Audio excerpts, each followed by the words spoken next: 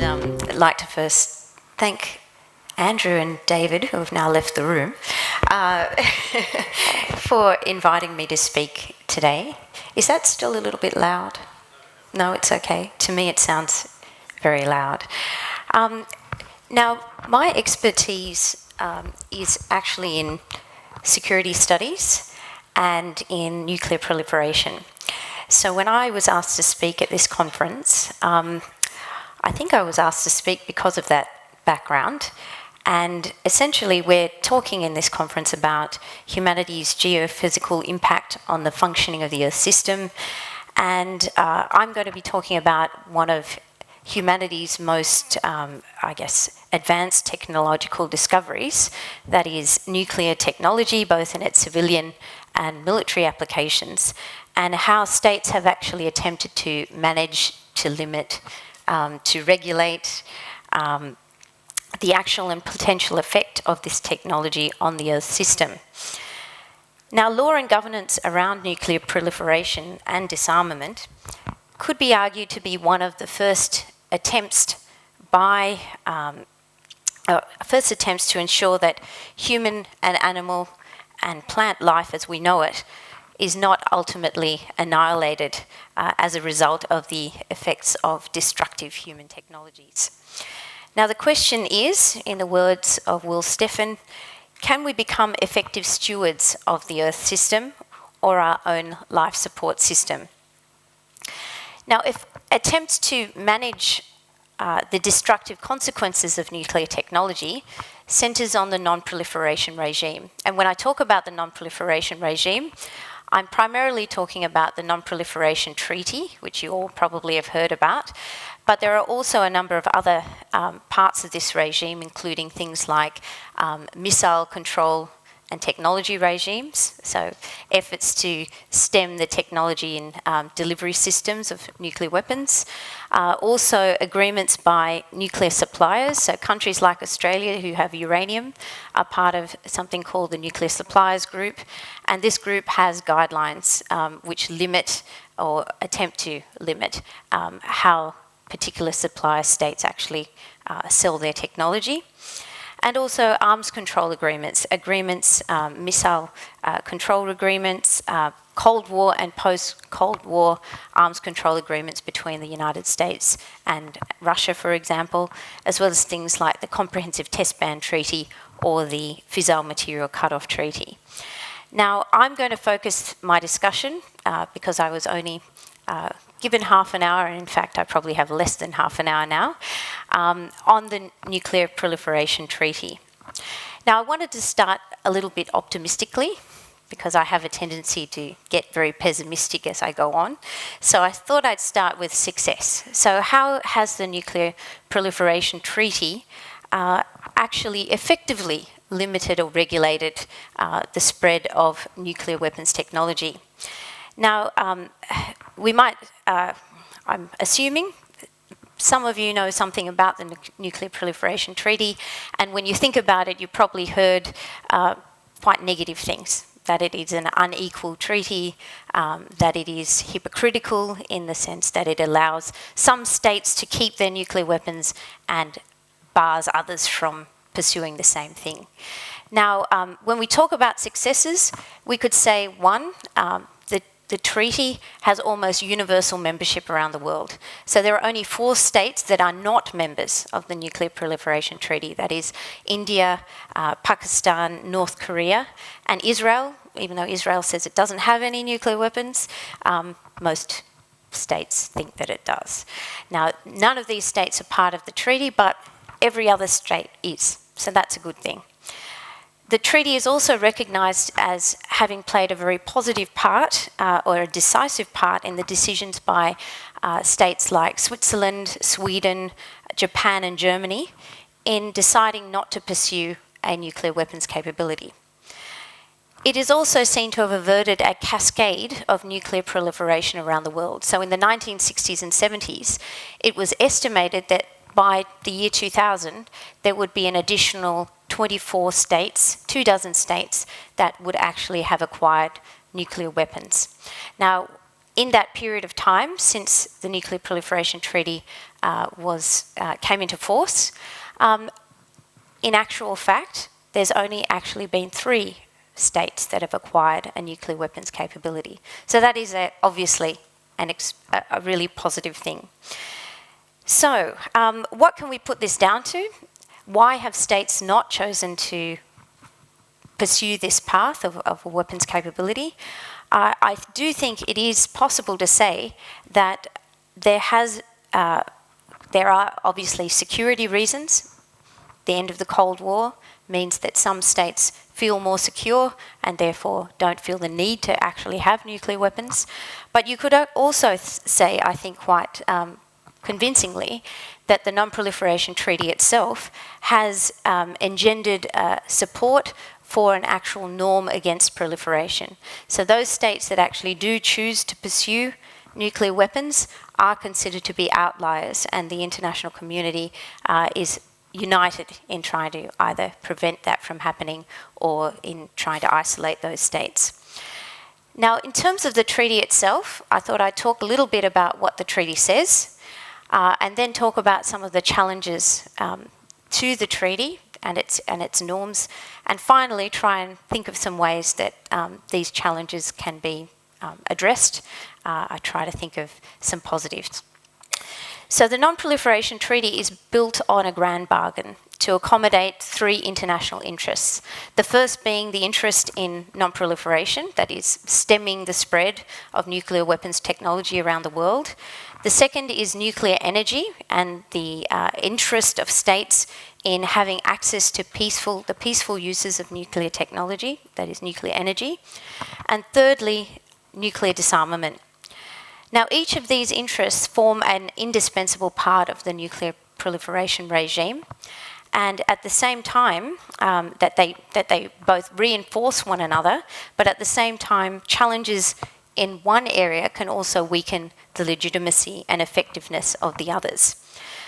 So the treaty divides states into two groups: nuclear weapons states as of 1968, and non-nuclear weapons states, all the rest. Now, to achieve the interest in stemming the proliferation of nuclear weapons and nuclear weapons technology, the treaty has a number of articles. The first article says that nuclear weapons states should abstain from spreading their technology, from selling it to any other state or giving it to any others. The second obligates non-nuclear weapon states to abstain from acquiring or seeking to acquire nuclear weapons. Article 3 obligates non-nuclear weapon states to accept nuclear safeguards systems implemented by the IAEA for the purpose of verifying that they are complying with the treaty's obligations and to prevent, I quote, the diversion of nuclear energy from peaceful uses to nuclear weapons. Now, given how much non-nuclear weapon states have been asked to give up in the treaty, 2 concessions were made to them to make the bargain more equal and therefore more politically palatable. Now, we have to remember that the Non-Proliferation Treaty was written at a time where there was considerable optimism about the benefits of nuclear power. It was considered to be cheap, almost an inexhaustible source of energy, and a driver of technological development. Concerns about nuclear safety, about the cost of developing this technology, and also domestic opposition was not as strong at this time in terms of nuclear energy. As such, non-nuclear weapon states were very keen to ensure that in agreeing to a treaty under which they were obliged to give up their right to nuclear weapons technology, that this would also not cut off their access to nuclear energy technology. And as such, Article 4 then says, it refers to the inalienable right of all the parties to the treaty to develop research, production, and use of nuclear energy for peaceful purposes without discrimination. Now, the second concession demanded by non-nuclear weapon states was nuclear disarmament by the nuclear weapon states. And this is reflected in Article 6, which says or commits all states to pursue negotiations in good faith on effective measures towards nuclear disarmament. Now, there are obviously elements of a genuine bargain struck between nuclear weapon states and non-nuclear weapon states. However, the treaty has not been able to escape continuing charges of inequity and hypocrisy. As such, the Non-Proliferation Treaty has come under considerable challenge on the grounds of both its effectiveness and also its inequity. So why has the treaty, among these challenges is the legitimacy of the treaty. Why has the treaty been considered to be unequal? When we look at the terms of the treaty, we can see that non-nuclear weapon states face the heaviest burden in terms of the obligations of the parties. They must abstain from pursuing nuclear weapons and the attendant advantages that might give them in terms of their status and power position in the international system. It's not a coincidence, of course, that the 5 permanent members of the UN Security Council are also the 5 nuclear weapon states named in the Non-Proliferation Treaty. Yet nuclear weapon states, on the other hand, are only required to negotiate for disarmament. They're only meant to, or obligated to negotiate, not to necessarily achieve disarmament, just to negotiate towards it. And there are no time limits by which disarmament must occur. And there are no sanctions or penalties if nuclear weapon states actually don't achieve disarmament. So nuclear weapon states are able to keep their weapons, and their military programs are left unsupervised by the IAEA. And it is only non-nuclear weapon states that are subjected to IAEA safeguards. A subtle form of discrimination also exists in terms of nuclear energy technology. So we did say that Article 4 provided for access by non-nuclear weapon states to peaceful nuclear energy through international cooperation. But pragmatically, it is only the highly industrialised countries and the nuclear weapon states themselves that can actually provide this technology and nuclear fuel. So states that choose to pursue their own nuclear energy technology autonomously or independently face a long and costly path, including obstruction and sanctions. For example, India, who never joined the Non-Proliferation Treaty and never therefore agreed to abide by its terms, developed its own indigenous energy and nuclear and military program and was treated as a nuclear pariah for almost 30 years. So most states choose to purchase access to nuclear technology from a handful of states and multinational corporations from the industrialised north, and this serves to reinforce and perpetuate the technological inequality between developed and developing countries. Now, the second major challenge within the Non-Proliferation Treaty is that it is increasingly, that has increasingly been tested, is that of reconciliation. And what I mean by this is how to reconcile the goal of non-proliferation with the right of non-nuclear weapon states to access peaceful nuclear technologies, that is nuclear energy. So states that have acquired nuclear technology, nuclear materials, and scientific skills sufficient to found their own nuclear energy industry are already far down the path of acquiring a nuclear weapons capability.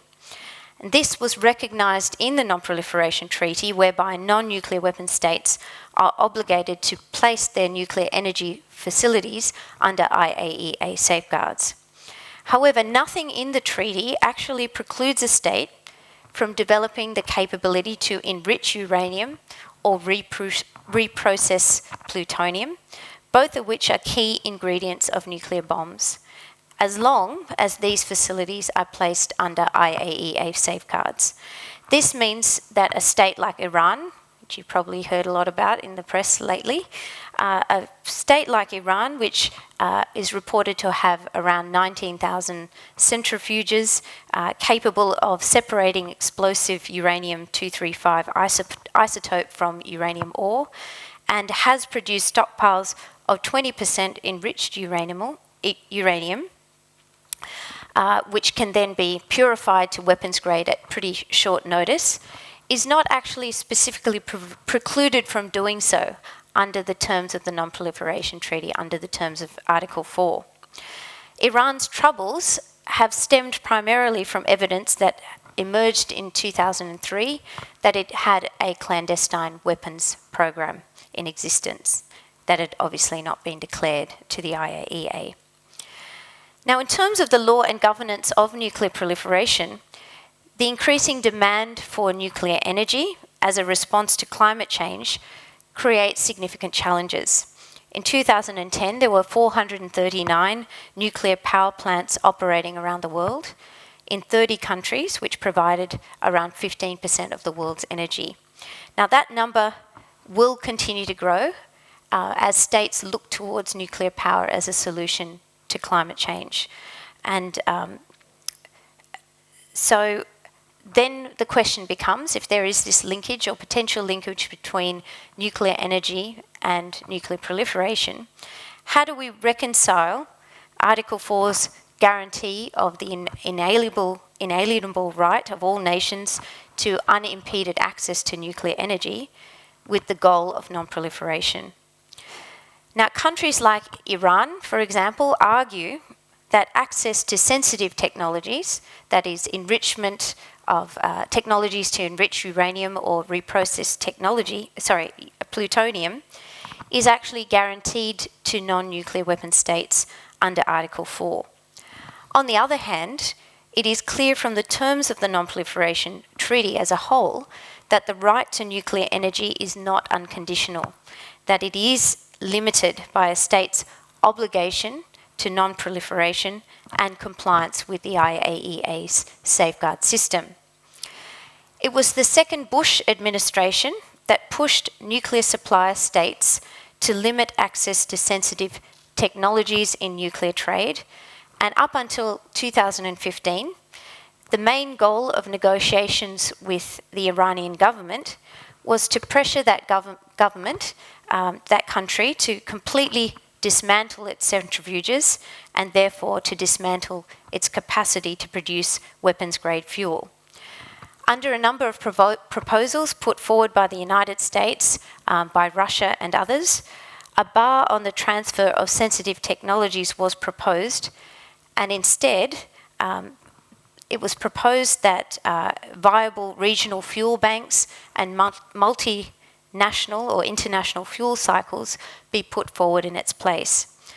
This would mean that states would not have to reprocess spent plutonium or enrich uranium themselves, but could instead be guaranteed access to such materials for reactor fuel from international fuel banks.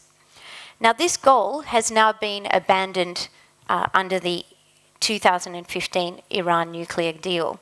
So whilst the deal has been lauded from a non-proliferation perspective, it will now be more difficult to expect other non-nuclear weapon states to accept any restriction on their access to reprocessing and enrichment technologies in the future.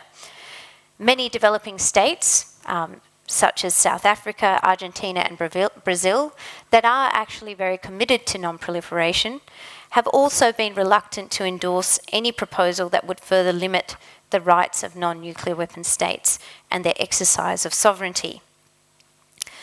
Now, the third challenge that I wanted to talk about is the failure by nuclear weapon states to adhere to their obligation to pursue negotiations in good faith towards disarmament.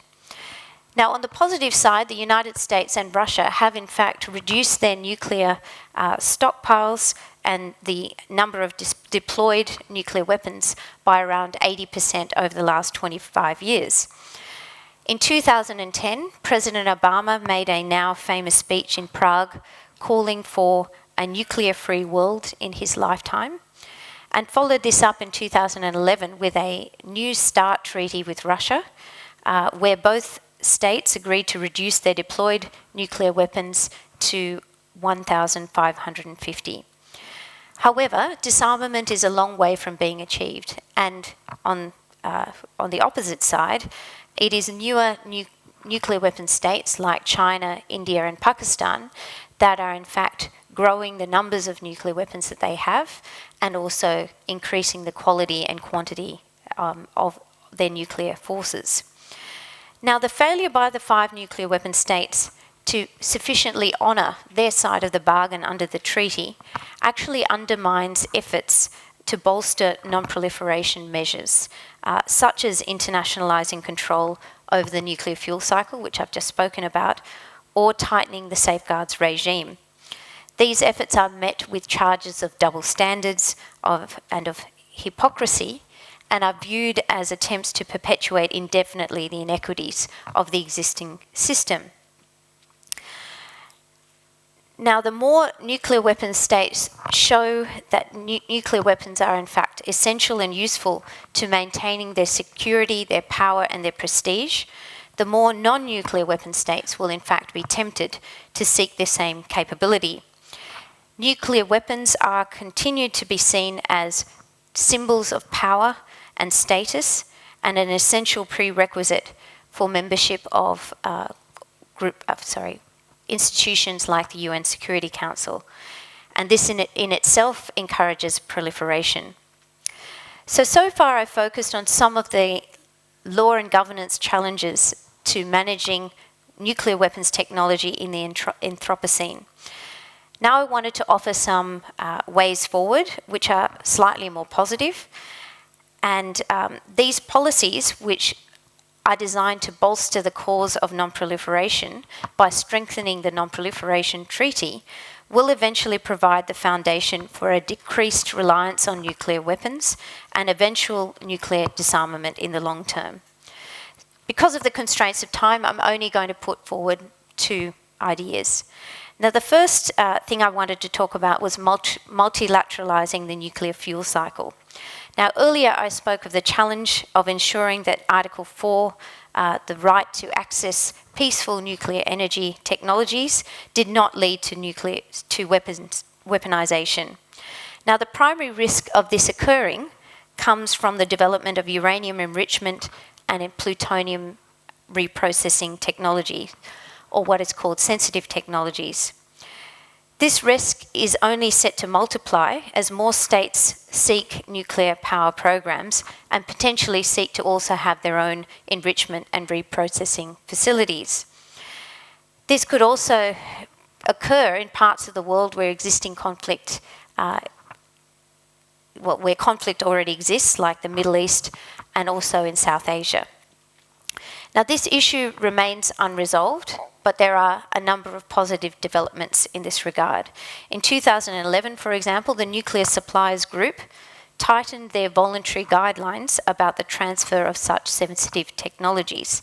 The members agreed that transfers should only occur where to states that were one part of the in full compliance with the Non-Proliferation Treaty, that they also had implemented an additional protocol, which I'll talk about in a moment, and that they also required that transfer occurred under black box conditions that seek to prevent the technology from actually being replicated.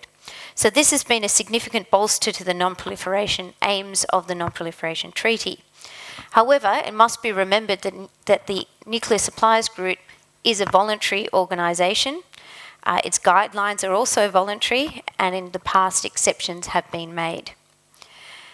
Further, as long as as Article 4, the inalienable right provision is read broadly, individual states are within their rights to pursue an indigenous enrichment and reprocessing program independently. The 2015 Iran nuclear deal, for example, that I spoke about a moment ago, has, as I said, abandoned the goal of complete dismantlement of Iran's uranium enrichment program. So if Iran, a state that has been under sustained pressure and sanctions for more than 10 years, is allowed to keep its enrichment program, then it is unlikely, in the extreme, that other states with nuclear energy ambitions will also agree to accept a restriction on their own right to pursue these types of programs. Now, other than that, attempts to internationalise the fuel cycle, the nuclear fuel cycle, have also been proposed, but have so far not come to fruition. These include multilateral nuclear agreements, which involve uranium enrichment and plutonium separation in multinational facilities under strict safeguards, together with nuclear fuel supply guarantees. Now, the multinational nature of these facilities is seen as an advantage in economic terms. Fuel cycle facilities are very costly and expensive to build and operate, but I think more importantly, multinationalising these fuel cycles is also more likely to be acceptable politically, to reduce the fear that nuclear fuel supply could be withheld by individual states to intimidate or coerce cooperation on other issues. Now, the second proposal is that the IAEA safeguard system needs to be bolstered. There is an additional protocol agreed in 1997, but so far most states still haven't signed it. Now, the IAEA does have the power to inspect nuclear energy facilities, but a need for an additional protocol was seen because under the original terms of the IAEA's powers, it could only inspect facilities that were actually declared by those states as nuclear facilities. So what if, for example, a state has a secret nuclear program that is undeclared to the IAEA? Then the IAEA had no power to actually investigate further. It could only investigate declared facilities. So the additional protocol seeks to redress this by including other measures, broader measures, including the obligation of the state to provide information about and allow the IAEA access to all parts of that state's nuclear fuel cycle and fuel cycle research and development facilities, to allow the IAEA to have short notice access to all buildings on site, and for the IAEA to be able to collect environmental samples beyond sites that are declared by states. So I said a moment ago that this additional protocol has been around since 1997. Around 127 states have signed it, but there are 190 members of the Non-Proliferation Treaty. So there is still a significant number of states that have not signed it. This lack of universality has been addressed by the Nuclear Suppliers Group, as I mentioned before, in the sense that they have now agreed to only transfer, either fuel or technology to states that have actually signed the additional protocol. Now, I could speak about a whole lot of other things, ways and means to encourage disarmament, ways and means by which states should change their nuclear doctrines to make nuclear weapons only used in a defensive manner, but I think I've run out of time. Now, what I wanted to say, finally, is that law and governance of nuclear technology in the Anthropocene is very challenging. Obviously, it's very challenging, it's very technical. It's also something that involves a lot of the same issues that have arisen in regard to negotiations over climate change. So very similar issues arise. Issues like which states bear the greatest burdens, which states have the greatest rights. Is this distribution fair? Is it equitable? Should developing countries be precluded from access to technology that could ensure their economic survival and their development? At the same time, how do we ensure that the prospects that a nuclear device will ever be set off again are minimised? Can we be responsible stewards of our Earth system? Now, I'd say some of the things that I've described today, some of the, solutions, they may seem piecemeal, they may seem small. We, I suppose, can't expect that nuclear disarmament will occur immediately or even in the next 10 or 20 years, but small steps can be taken to bolster non-proliferation, which will eventually lead to the conditions that will allow nuclear disarmament. Now, what we can do as individuals in our own states, if, for example, we are citizens of states that are nuclear suppliers, Australians, for example, who have lots of uranium that can be exported, that we in fact take an interest and pressure our government to ensure that when agreements to supply uranium to other countries around the world, that they are in fact complying with non-proliferation guidelines as part of the nuclear suppliers group, that they do ensure that the countries that they sell uranium to have signed the additional protocol, are in fact in compliance with the Non-Proliferation Treaty.